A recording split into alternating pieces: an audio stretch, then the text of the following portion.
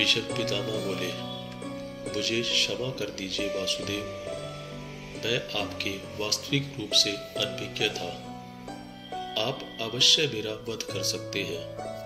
मेरा वध करने हेतु अपने प्राण को त्यागने के लिए मैं सज्ज हूँ। धर्म स्थापना के मार्ग पर आगे बढ़े वासुदेव, अंत कर दीजिए मेरे इस जीवन का। मैं स्वयं को आपको समर्पित करता हूँ, क्योंकि ना तो पांडव मेरे प्राण लेने में सक्षम है और ना ही मैं उन्हें मार पाऊंगा। अवश्य ही मेरा कोई महान दोष होगा, तभी तो आपको मेरे वध करने के लिए आना पड़ा। बताइए। कृष्ण जी बोले, अज्ञान आपका दोष है महामहिम। आपने धर्म के वास्तविक रूप को जानने का तो कभी प्रयास ही नहीं किया। करुणा के छत्र तले जब तक समग्र संसार समान नहीं हो जाता, तब तक समझ में धर्म अधूरा रहता है। किंतु आपने केवल अपने परिवार का विचार किया, संसार के कल्याण का तो विचार ही नहीं किया। इसलिए आपका त्याग स्वार्थ का रूप है। भीष्म पितामह बोले, मैंने अपने पिता के सुख हेतु राज्य का त्याग किया, आजीवन ब्रह्मचर्य की प्रतिज्ञा ली। इसमें मेरा कोई स्वार्थ नहीं था वासुदेव। भगवान कृष्ण बोले, ब्रह्मचर्य की प्रतिज्ञा और राज सिंहासन का त्याग अवश्य उत्तम कार्य थे, किंतु अपने समाज के प्रति अपने उत्तरदायित्व का त्याग क्यों कर दिया महामहिम?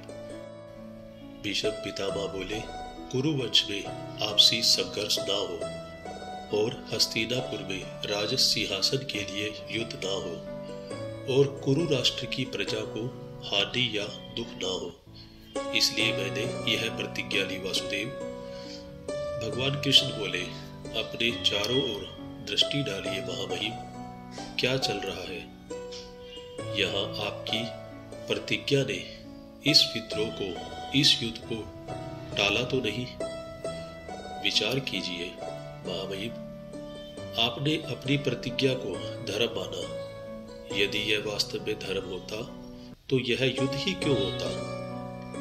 वास्तव में धर्म किसी व्रत विचार का नाम नहीं, ना ही किसी परंपरा का नाम है। धर्म तो जीवन का नाम है। जीवन निरंतर बदलता रहता है। परिवर्तन ही जीवन का गुण है और परिवर्तन हेतु मनुष्य को कर्म करना पड़ता है। और आपने तो कर्म का ही त्याग कर दिया भीष्म पितामह। भीष्म पितामह बोले, मैंने तो जीवन के प्रत्येक पल उचित कर्म ही किया है।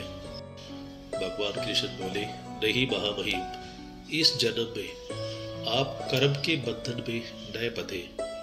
इस कारण आपने कोई वास्तविक कर्म किया ही नहीं। कर्म का अर्थ होता है निर्णय लेना और अपने निर्णय के परिणाम को स्वीकार करना। किंतु आपने कब कोई निर्णय लिया महामहिम? पांडु के राज्याभिषेक का निर्णय क्या आपका निर्णय था? वह निर्णय भी विदुर का था, जिन्होंने यह कहा, एक जन्म से नेत्रहीन व्यक्ति राजा बनने योग्य नहीं। इसीलिए मेरा मत है कि ज्येष्ठ भ्राता पांडु का राज्याभिषेक होना चाहिए। युवराज धृतराष्ट्र और गद्दारी के विवाह का निर्णय भी क्या आपका था महामहिम? नहीं। महाराज धृतराष्ट्र को अधर्म करने से रोकने का प्रयास क्यों नहीं किया? जब शकुनी ने कहा, महाराज दुर्योधन पर इन वत्सजनों का वार करने वालों का न्याय तो कीजिए, तब धृतराष्ट्र ने कहा, इन वत्सजनों को सिर को तलवार से काट दिया जाए। तब आपने उसका विरोध क्यों नहीं किया? और उसमें भी पंचाली के अपमान को न रोकने का निर्णय। जब पंचाली ने आपको कहा, पितामह आप सबसे वृद्ध हैं, गंगा पुत्र हैं, आपके समक्ष ऐसा व्यवहार हो रहा है जिसे देखकर आप मौन कैसे रह सकते हैं। इस युद्ध का निर्णय भी तो आप ही का था महामहिम, जब आपने कहा आर्यवर्त में धर्म की स्थापना के लिए अब यह युद्ध अनिवार्य है। तब अधर्म को रोकने के लिए आपके पास सामर्थ्य भी था और शक्ति भी थी, किंतु आप निर्णय नहीं ले सके महामहिम। आप केवल अपनी प्रतिज्ञा और अपने प्रण से बंधे रहे। याद कीजिए अपनी प्रतिज्ञा, जब आपने यह प्रतिज्ञा ली थी, मैं दास बनकर अपना जीवन व्यतीत करूंगा। वास्तव में कर्तव्य के नाम पर निर्णय लेने के उत्तरदायित्व से आप भागते रहे। जब पितामह बोले, क्या निर्णय लेने से बंधन नहीं बनते वासुदेव?